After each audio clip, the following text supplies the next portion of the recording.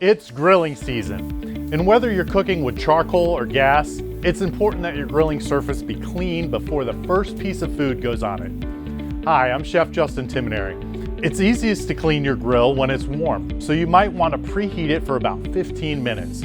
But let it cool a little bit so the cooking surface doesn't burn you. Then, clean the grill grate with a wire brush. If you don't have a brush, some aluminum foil and tongs could do the same trick. Afterwards, wipe the surface with a moist cloth or paper towel to remove any food particles or wire bristles. Now you're ready to grill. It's just as important to clean your grill when you're done cooking. While the grate is still warm, scrub and wipe down the surface.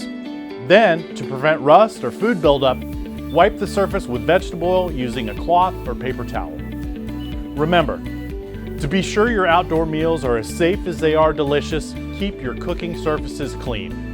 For more helpful tips on barbecue safety, visit the Division of Food Safety's website, and for plenty of grilling recipes, visit followfreshfromflorida.com. And remember, keep cooking.